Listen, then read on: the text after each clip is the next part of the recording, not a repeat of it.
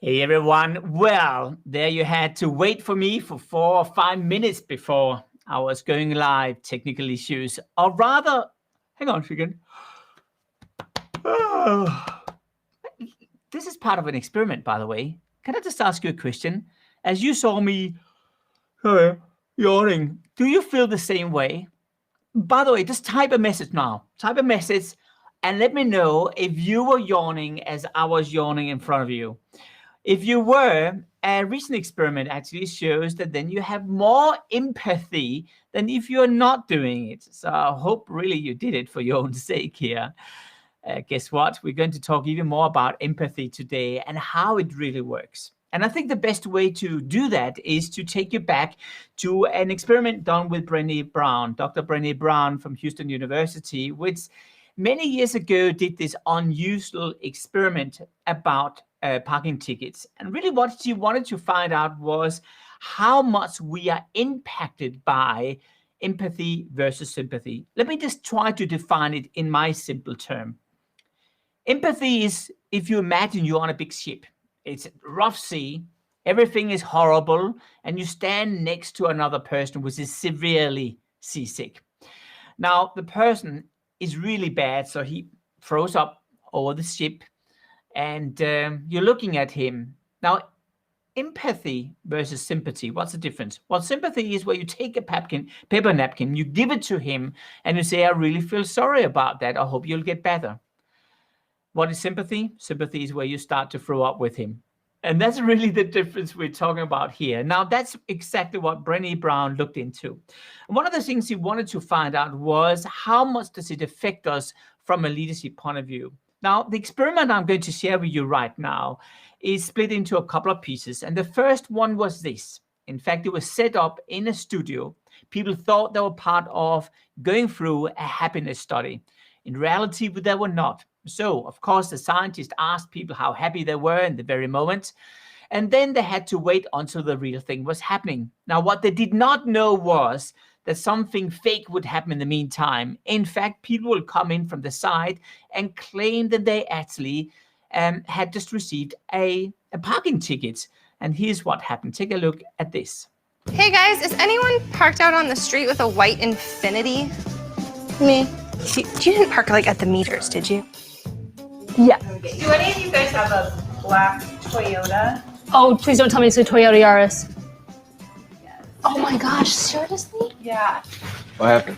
No. This is just on there. Oh, why did I get that? Did I just get a parking ticket? Shoot. That's weird. I just put money in the meter. I paid it for 2 hours at quarter of. I paid for the parking meter. Did you? And it said approved. Because the sign said like 2 hours at like 10 p.m. So I was like, oh, I should be okay. Son of a gun. It sucks. Oh, Did you get a parking ticket? Yeah. I thought that street was safe though, because today's Monday, right? It is Monday. So it said no, there's street sweeping on Tuesday, and then it said 2 hours between 10 p.m. and 6 a.m. You sure it wasn't 10 a.m. and 6 p.m.? I should probably take a picture of it and try to. It's like, dang. I don't know how I got a ticket. I'm not in the red. Now, then the experiment really happens because there's two different ways you could react. The first way you could react, of course, is to show sympathy. The other one is to show empathy. Now, I want to share with you what sympathy looks like in this particular context. And of course, this happened when the scientist came down by coincidence, claiming he didn't know anything, and of course, reacting according to the new situation about this parking ticket. Take a look at this. Did you get a parking ticket? Yeah, Wow, that sucks. I'm not exactly sure why. Good thing they caught it. Maybe you would have gotten towed if it had been there longer or something like that. That's true. Yeah. Gotta look on the bright side. Could have been worse, I guess. Oh man. You know? And it's not like you're going to get towed or anything. Do they do that around here? They're vicious. Yeah, at least you didn't get towed or something like that. Okay. Maybe you can fight it. I hope so, because I'm kind of like, that's a little. Yeah. Okay, so that is sympathy. So how does empathy look like? Now, here is an example of empathy. As you can see, It's slightly different. Take a look at what it is. But before I share with you, let me just define what it is in reality. Remember, empathy is the capacity to understand what another person is feeling through the frame of that person's mindset. And here's exactly what happened here. Did you get a parking ticket? Yes, but I just paid for 2 hours. Ouch! They're the worst. They just blow your whole day. Yeah. I'm stunned. It was $63. Oh no, the tickets are so expensive. Maybe they made a mistake or something. That sucks though. The credit card didn't go through or Maybe, something. yeah, because like you just walk away, right, after you do it. It said approved before we walked away. Oh, shoot. I swear, like my car was one time 13 inches from the curb and they were like, too much. It's ridiculous. Yeah. I've gotten parking tickets from the city and like that were not fair. And I know like everybody says that, but I swear. So what do you think had the biggest impact on people? Meaning, in another way, which one of the two different approaches do you think made people the least happy versus the most happy? I'd like you to just type down a note, and I would love you to write where you're from, what your name is, and if you think the sympathy was the one winning or it was empathy. Just type it away now so I can get a sense for what you think. And while you're doing that, let me just tell you a little story. What we have learned through all sorts of psychology is today that the younger you are, the less you are able to understand and decode certain emotional states of mind. One of them is anxiety, and the other one is actually fear. It actually makes sense when you think about it. I mean, you are not that afraid of losing your life when you're a kid because I'm not going to die anyway, right? The older you get, the more you actually become careful, right? Why? Because part of your brain in the front is actually starting to evolve. And that's exactly what we were going to talk about later on as I'll reveal the results here. But first of all, let me just get back to you and give you the answer. The answer is that when sympathy was the approach, the first part which the scientists worked on here, it actually resulted in people's happiness level dropping a crazy 6%. People actually were 6% less happy during that particular reveal. But when it came to empathy, it actually increased with 6%. It did not decrease, it did not go to neutral. People actually were more happy.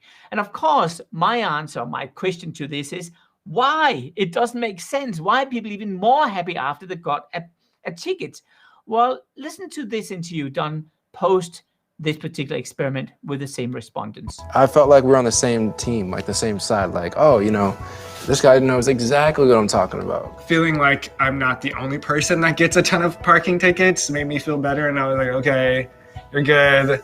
Like this will, you know, blow over. If someone like really sits down and is like, oh my gosh, we'll figure this out, I'm on your team, then you feel like they're kind of going above and beyond being a decent human being. That sucks that you had to go through that. You know, that's like the typical, like your average response. Like people really care. They're like, yeah, I've been there. You know, they'll take the time to relate with your situation to help you feel better, to get you out of it. Remember, there's a direct correlation between empathy and common sense. The more empathy we have, the more common sense have in the organization. Now, why is that the case? Because you start to see the world not from one point of view, but 2 points of view. So suddenly you actually have the common part in activation. And that's exactly the topic I like to talk with my new guest about today. His name is Peter Bregman. He's recognized as the #1 executive coach in the world, according to leading global coaches. He coaches C-level executives like Allianz, Electronic Arts, CBS, Mars, and Citi. And he's a best-selling author and contributor of 18 books. Go figure, 18 books. That's quite a lot, Peter, including most recently his new book which came out, which is called Leading with Emotional Courage, How to Have Hard Conversations, Create Accountability, and Inspire Action on Your Most Important Work. Now, Peter's book had been named the best business book of the year by NPR, National Public Radio, as you know, and selected by Publishers Weekly and the New York Post as the top 10 business book. Now, before I sort of introduce you to Peter sort of formally, I just want to share a little video clip which is from Peter's frequent appearances on Fox Business. Now, this appearance really struck me a lot because it gave me a sense of how you handle tough situations as a business leader. And this is what Peter had to say on this segment. Take a look at this. Hi, everybody. I'm Lauren Simonetti. When people fail, we often don't know what to do, and our knee-jerk response, it's wrong. We make them feel better. We tell them it's not so bad. We let them know it too will pass. But according to Peter Bregman, the right response is empathy. It's simple. Just listen. Let them talk. Peter joins us on set now to explain. Good to see you, Peter. Nice to see you, Lauren. All right. So making them feel better is wrong? Yeah, it actually, trying to make them feel better is wrong. If we actually did make them feel better, that would be right. But when you try to make someone feel better, you make them feel worse because you reinstate their failure. What you're doing when you say, don't worry about it, it'll get better, you'll meet someone else, you'll do better in the next race or things like that. It reinforces the fact that they've failed and that they're not okay in that failure. Peter, welcome. Fantastic to have you with me. Do you know what? I want us to start by asking you a plain, simple question. Do we actually learn about empathy in school, or is this something we just learn about when it's too late?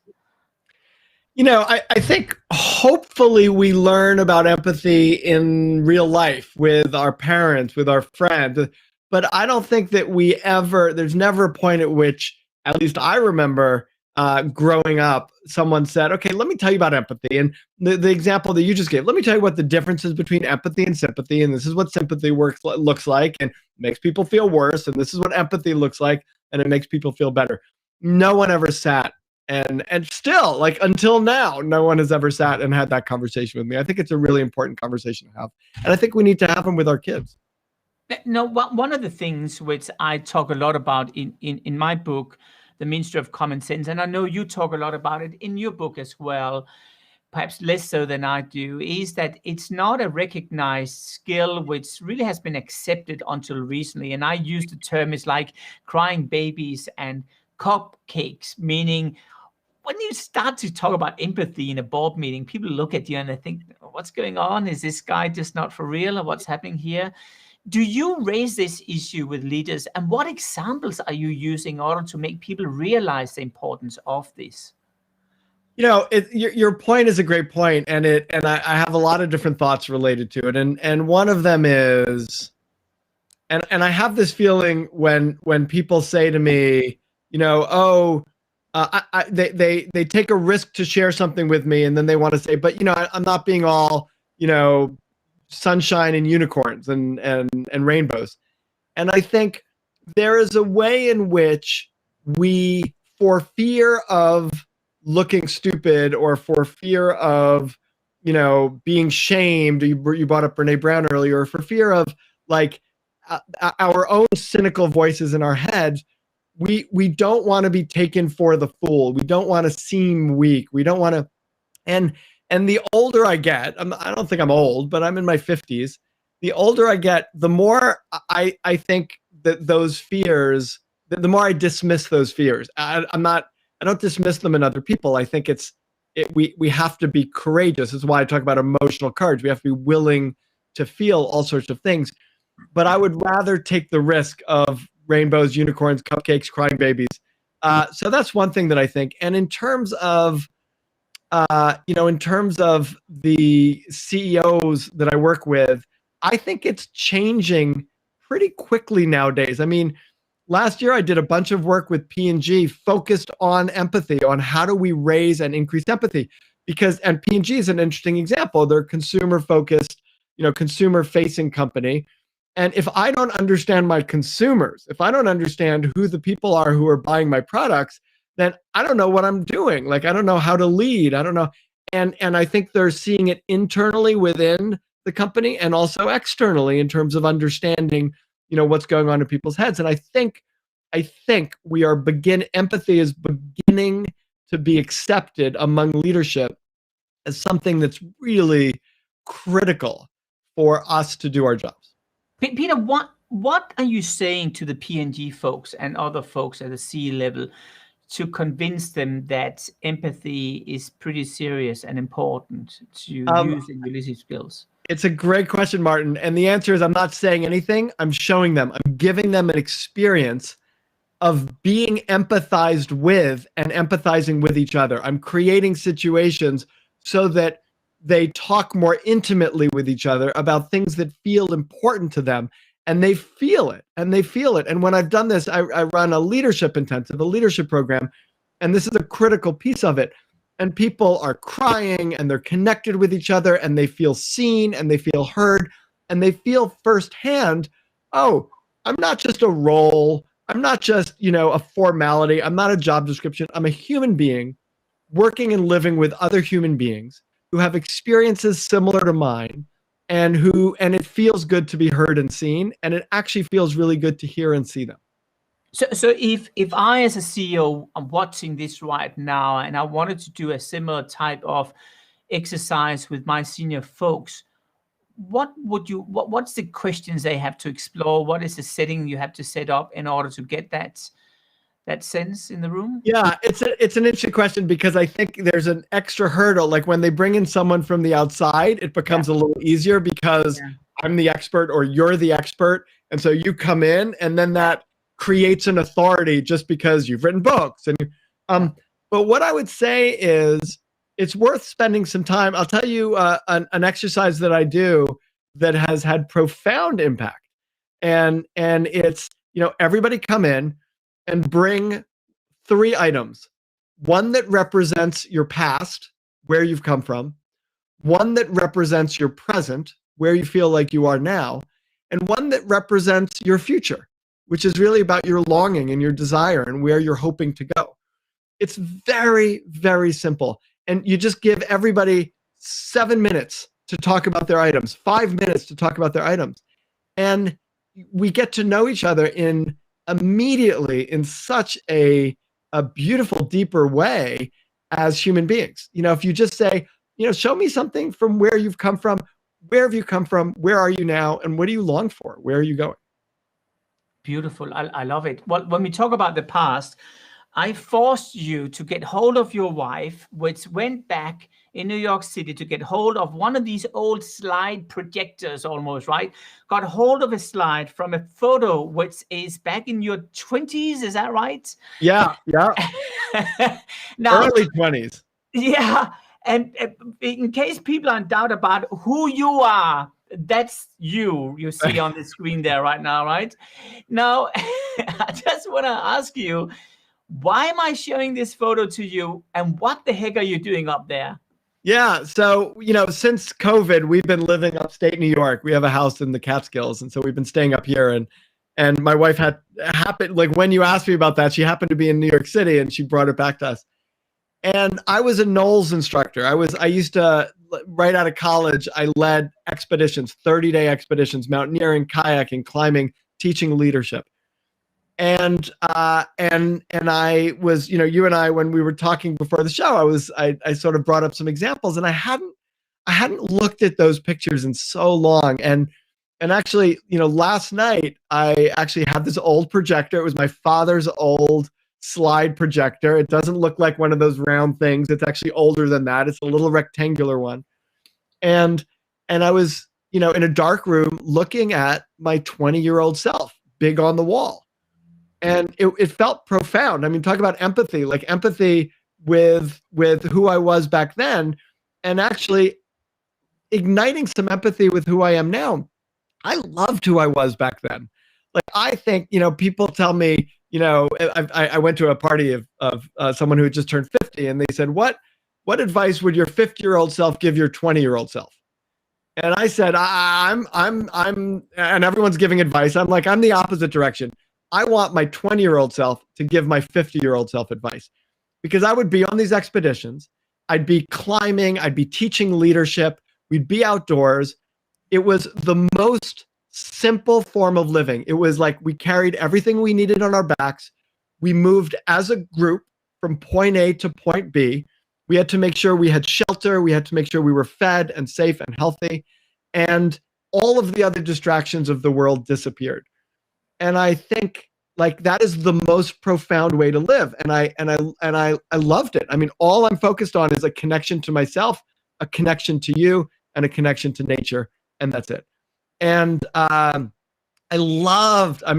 so grateful for you to have, for us to have this conversation, to be able to like look at those pictures, because I think it is very, very easy to lose connection to ourselves in the busyness and the technology and the responsibilities, and also lose connection to other people and what's actually really important.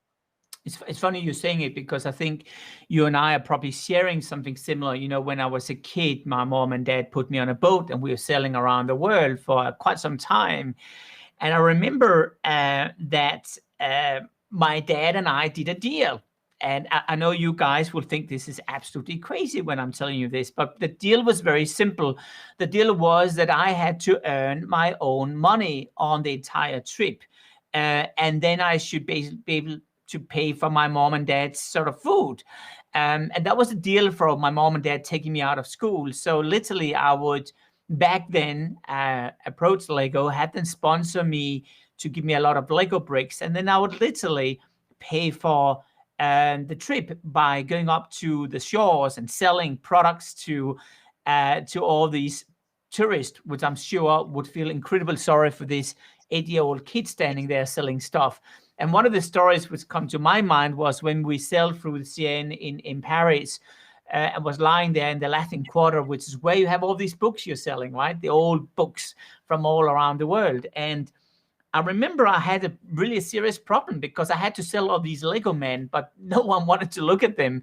So I was looking at these Latin Quarters, and there were so many tourists around these old books. And I thought, my God, if I could just get all this exposure. So I was sitting there looking at when the traffic was stopping, and it happened exactly at 12 o'clock, because there all the Parisians would go to lunch, and they would literally close down all these booths. And I was thinking, that's strange, because the tourists are still coming, but there's nothing to sell. So I would literally go out and create a deal with one of these guys selling the books and say, can I sit in your stand while you have your 2-hour-long French lunch? And I would, and I'll sell all my Lego men. And it was sold out for a month, which meant I had money for a month. And I think that experience is still sticking with me today, of breaking conventional thinking. And it sounds like that's exactly what you tried as well, right? Yeah, I think that's a great story, by the way. It shows so many of your current day personality traits and characteristics are already embedded in, who you are when you're 8 years old. And I think it's great to see that and remember that, because, talk about empathy. There's a reality to the challenges that draw us away from what may feel important when we're 20. Like, I've got bills to pay. I've got 3 children. I've got an apartment in New York. I've got, I've got an impact I want to make. I'm achievement driven. I want to achieve things. I want to write books. So there's all of these very, very good, worthwhile things to do and reasons why we do it. And so that's like the empathy with myself, saying like, where am I now? And at the same time, it's really useful to look back at that 8-year-old Martin and the 20-year-old Peter and say, what moved me back then? What was important to me? And is it still? And I bet what was important to you at 8 years old is still important to you now. And it was probably more accessible to you at 8 than it is now, or more accessible to me at 20 than it is now. And I think it's a really beautiful and important question, which is to how do we bring some of who we are, ultimately, like the essence of who we are that we saw when we were kids, how do we make sure that we're still living our lives in celebration of that? Peter, do you know why actually it was easier for us back then? Well, before you answer the question, let me just share with you a little study done by Harvard some years ago, which gives you an insight about this. It's 2 minutes long, so stay tuned for 2 minutes now. Here it is. What do you think these people are feeling? Adults know exactly what these rather odd faces are saying. Scared. But do teenagers? Patrick is 16. He's being tucked up inside a brain scanner. While he's in there, he's going to look at the fear faces, while the research team look at his brain. Patrick, how you doing? Good. Patrick, I'm going to ask you about those faces that you just saw. Tell me about that first group of faces. They were angry. Okay. And how about the second group of faces? They were more surprised, and the last one was like really angry. Excellent job. Wow. So there we go.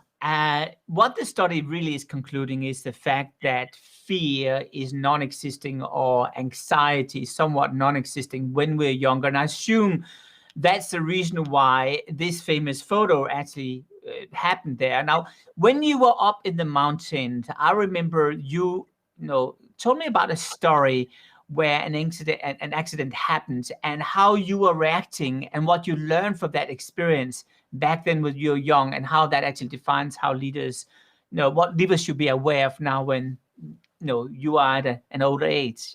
Tell me more about that. Yeah, we were in the Wind Rivers in Wyoming, and one of the students slipped and broke her leg. We weren't 100% sure it was broken, but we were pretty sure it was broken. And we were 20 miles from anywhere.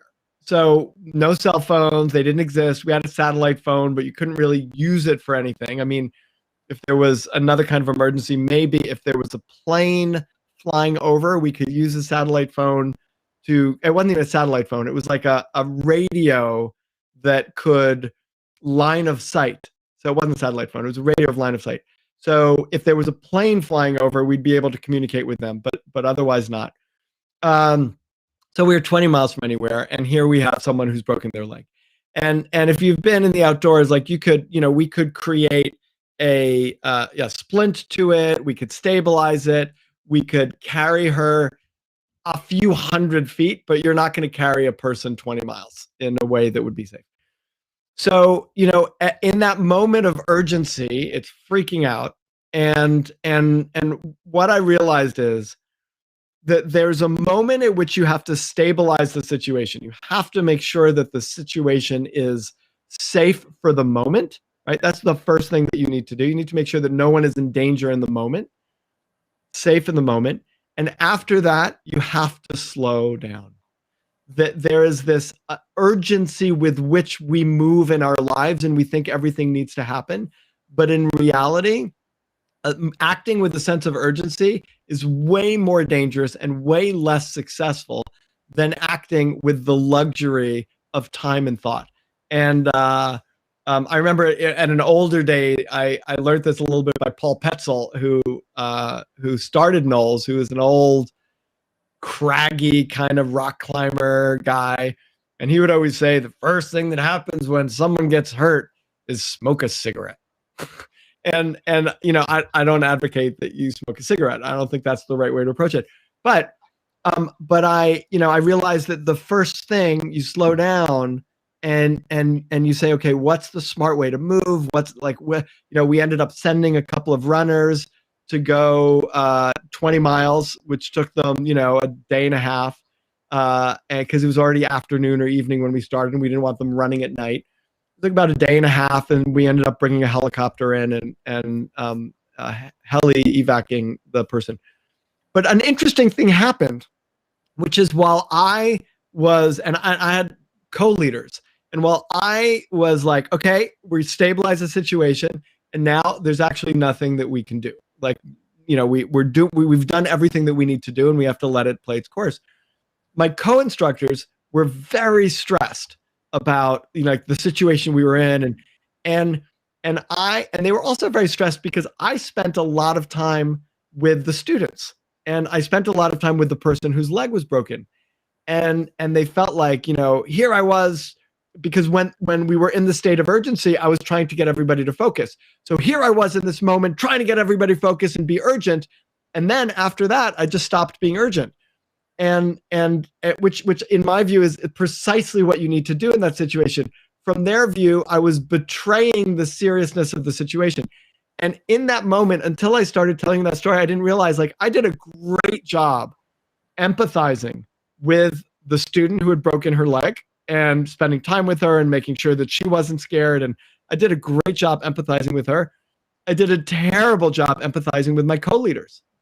who I like couldn't wrap my head around, why they were running around trying to do stuff when there was nothing to do. And it made the rest of the trip very, very difficult because I was unempathic with my co-leaders while being very, very empathic with my client in a sense. And in fact, as I retell you this story, Martin, what I'm learning and I realize about myself is I continue to experience that through my career in many ways, which is I have a tremendous focus on my clients. I care more about my clients and the work that I do with my clients than anything. And I prioritize that over my colleagues. And that actually it presents a challenge. And it's why a lot of times I end up doing stuff on my own because it makes it very simple. I'm going to focus on my client and I don't have to worry about colleagues. But recently I've been doing more work with colleagues, and which I've really loved and enjoyed. And I realized it takes a tremendous amount of energy for me to prioritize and empathize with them as much as I empathize with the person that we're trying to serve. Beautiful. So here's what I'm taking away from what you're saying. I'm taking away first the very intriguing thoughts that what would your younger self give of advice to your older self, which is kind of very reverse of what one normally would do, right? Which I think is fascinating because I fundamentally do believe that we more and more are haunted by fear as we get older, and that kind of blinds us from making decisions which actually we should have made, but which we didn't do because we're afraid of the ramifications, we're afraid of ourselves, we're afraid of a lot of things, losing what we have. So that's the first piece of advice. The second advice I loved you saying is bring 3 things with you to the board meeting.